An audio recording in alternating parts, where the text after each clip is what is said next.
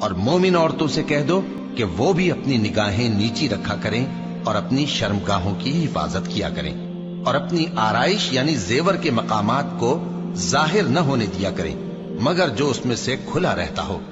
اور اپنے سینوں پر اوڑھنیاں اوڑھے رہا کریں، اور اپنے خاوند اور باپ اور خسر اور بیٹوں اور خاوند کے بیٹوں اور بھائیوں اور بھتیجوں اور بھانجوں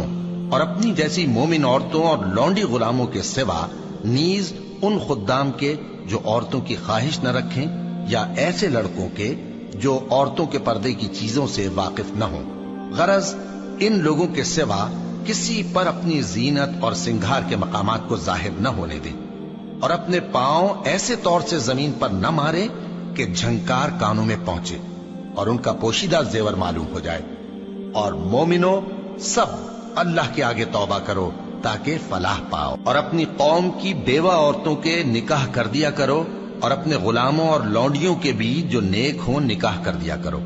اگر وہ مفلس ہوں گے تو اللہ ان کو اپنے فضل سے غنی کر دے گا، اور اللہ بہت وسعت والا ہے، سب کچھ جاننے والا ہے۔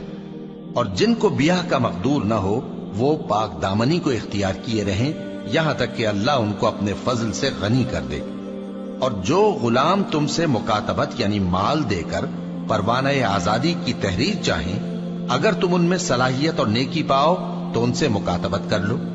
اور اللہ نے جو مال تم کو بخشا ہے اس میں سے ان کو بھی دو۔ اور اپنی باندیوں کو اگر وہ پاک دامن رہنا چاہیں تو دنیاوی زندگی کے فوائد حاصل کرنے کے لیے بدکاری پر مجبور نہ کرنا، اور جو ان کو مجبور کرے گا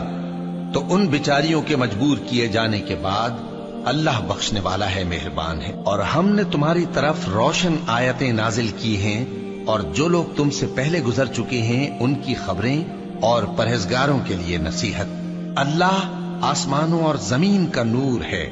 اس کے نور کی مثال ایسی ہے کہ گویا ایک طاق ہے جس میں ایک چراغ ہے، اور چراغ ایک قندیل میں ہے، اور قندیل ایسی صاف شفاف ہے کہ گویا موتی کا سا چمکتا ہوا تارا ہے۔ اس میں ایک مبارک درخت کا تیل جلایا جاتا ہے یعنی زیتون کا، کہ نہ مشرق کی طرف ہے نہ مغرب کی طرف۔ ایسا معلوم ہوتا ہے کہ اس کا تیل خواہ آگ اسے نہ بھی چھوئے جلنے کو تیار ہے، بڑی روشنی پر روشنی ہو رہی ہے۔ اللہ اپنے نور سے جس کو چاہتا ہے سیدھی راہ دکھاتا ہے، اور اللہ جو مثالیں بیان فرماتا ہے تو لوگوں کے سمجھانے کے لیے، اور اللہ ہر چیز سے واقف ہے۔ وہ قندیل ان گھروں میں ہے جن کے بارے میں اللہ نے ارشاد فرمایا ہے کہ بلند کیے جائیں اور وہاں اللہ کے نام کا ذکر کیا جائے، اور ان میں صبح و شام اس کی تسبیح کرتے ہیں۔ ایسے لوگ جن کو اللہ کے ذکر اور نماز پڑھنے اور زکوٰۃ دینے سے نہ سوداگری غافل کرتی ہے نہ خرید و فروخت، وہ اس دن سے جب دل خوف اور گھبراہٹ کے سبب الٹ جائیں گے اور آنکھیں اوپر چڑھ جائیں گی ڈرتے ہیں، تاکہ اللہ ان کو ان کے اعمال کا بہت اچھا بدلہ دے اور اپنے فضل سے زیادہ بھی عطا فرمائے۔ اور اللہ جس کو چاہتا ہے بے حساب رزق دیتا ہے۔ اور جن لوگوں نے کفر کیا ان کے اعمال کی مثال ایسی ہے جیسے میدان میں ریت کہ پیاسا اسے پانی سمجھے، یہاں تک کہ جب اس کے پاس آئے تو اسے کچھ بھی نہ پائے، اور اللہ ہی کو اپنے پاس دیکھے تو وہ اسے اس کا حساب پورا پورا چکا دے، اور اللہ جلد حساب کرنے والا ہے۔ یا ان کے اعمال کی مثال ایسی ہے جیسے گہرے سمندر میں اندھیرے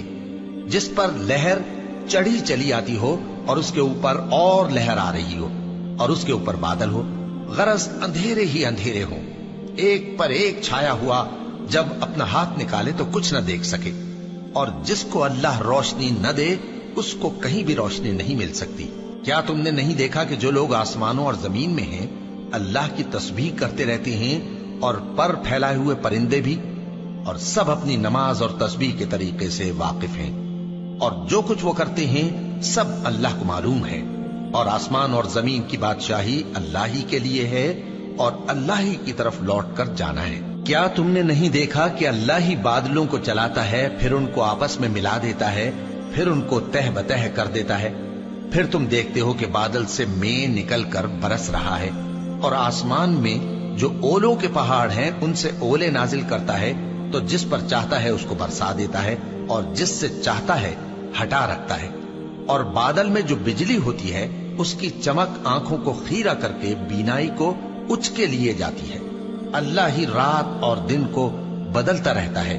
اہل بصارت کے لیے اس میں بڑی عبرت ہے۔ اور اللہ ہی نے ہر چلنے پھرنے والے جاندار کو پانی سے پیدا کیا، تو ان میں سے بعض ایسے ہیں کہ پیٹ کے بل چلتے ہیں، اور بعض ایسے ہیں جو 2 پاؤں پر چلتے ہیں، اور بعض ایسے ہیں جو 4 پاؤں پر چلتے ہیں۔ اللہ جو چاہتا ہے پیدا کرتا ہے، بے شک اللہ ہر چیز پر قادر ہے۔ ہم ہی نے روشن آیتیں نازل کی ہیں،